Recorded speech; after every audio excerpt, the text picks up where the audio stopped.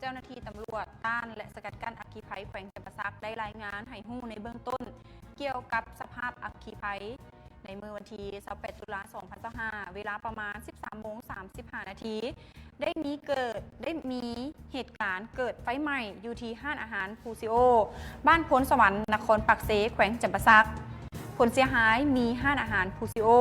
ถูกไฟไหม้เสียหายและเครื่องใช้ภายในห้านนั้นถูกไฟไหม้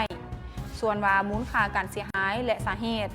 ยังอยู่ในขั้นตอนการเก็บกำข้อมูลของเจ้าหน้าที่รายละเอียดจะรายงานให้ทราบในภายหลังขอขอบใจข่าวจากจันทวีศักดิ์แห่และแลนทวนไฟเพื่อสนับสนุนพลังงานแห่งของการเป็นเจ้าภาพที่ดีร่วมกันในวันที่28 ตุลาคม 2025 จากโค้งหมอมโหสถ4 แยกไฟแดงหอหลักเมือ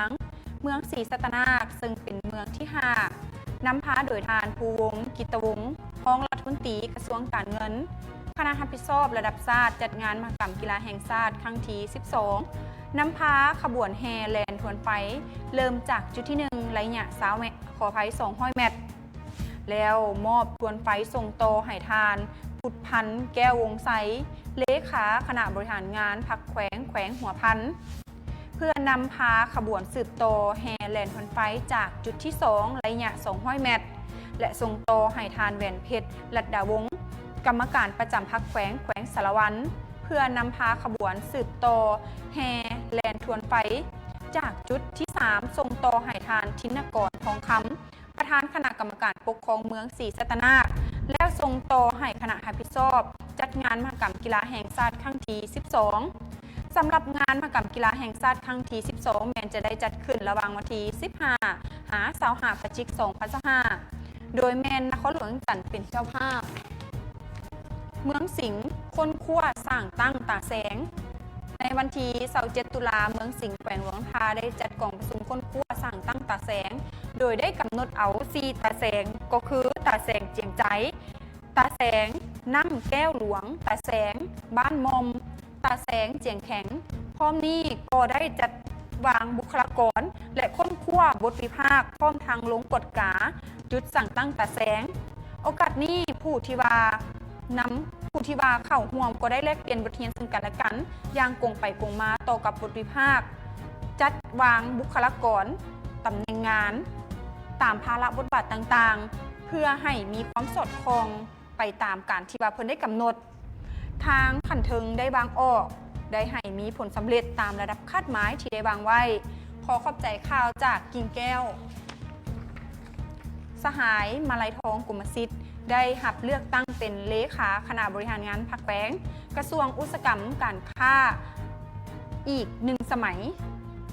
สำเร็จกองประชุมผู้แทนองค์คณะพรรคครั้งที่ 6คณะบริหารงานพรรคกระทรวงอุตสาหกรรมและการค้าในเมื่อวันที่28 ตุลาคมนครหลวงจันทร์กองประชุมได้ปอนบัตรเลือกตั้งเอาคณะบริหารงานพรรคสุดใหม่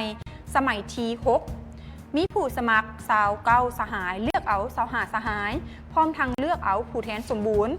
ไปเข้าร่วมกองประชุมใหญ่ผู้แทนทั่วประเทศครั้งที่ 12ของพรรค11 สหายผู้แทนสำรอง3 สหายในกองประชุมครั้งปฐมฤกษ์ได้เห็นดีเป็นเอกภาพเลือกเอาสหายมาลัยทองกุมสิทธิ์เป็นเลขาคณะบริหารงานพรรคสุดใหม่สหายจันทร์แสวงบุญยงเป็นรองเลขาและสหายพุทธวันนันทวงศ์เป็นประธานกวดกาสหายนางสันคณิงดาลาวงศ์และสหายสุขวิสันคินสมรเป็นรองประธานกวดกาและต้องขอขอบใจข่าวจากเวียงจันทร์ใหม่ศูนย์กลางแนวล้าวสั่งชาติได้หับเครื่องช่วยเหลือเพื่อนำไปมอบโตให้ประชาชนในฤดูหนาวทางภาคเหนือในวันที่28 ตุลาคม 2025ศูนย์กลางแนวล้าวสั่งชาติได้หับเครื่องช่วยเหลือประเภทเครื่องนุ่งห่มจำนวน200 ชุดรวมมูลค่าแมน65 ล้านกีบจากศูนย์รวมคริสตจักรข่าวประเสริฐได้กล่าวหับโดยทานดร.นางอินลาวันแก้วบุญพันธ์กรรมการศูนย์กลางพรรครองประธานผู้ประจำการศูนย์กลางแนวล้าวสั่งชาติและกล่าวมอบโดยทานอาจารย์คำแดงบุญถปัญญาประธานศูนย์รวมคริสตจักรข่าวประเสริฐพร้อมด้วยภาคส่วนที่เกี่ยวข้องทั้ง2 ฝ่ายเขาร่วมซึ่งว่าเครื่องที่นำมาช่วยเหลือในครั้งนี้แมนได้มาจากสมาชิกขององค์การเพื่อ พื่อนำไปมอบให้ประชาชนที่อยู่ห่างไกลศอกลีกในช่วงฤดูหนาวทางด้านภาคเหนือขอขอบใจข่าวจากไซวางเจ้าทำชมนี่ก็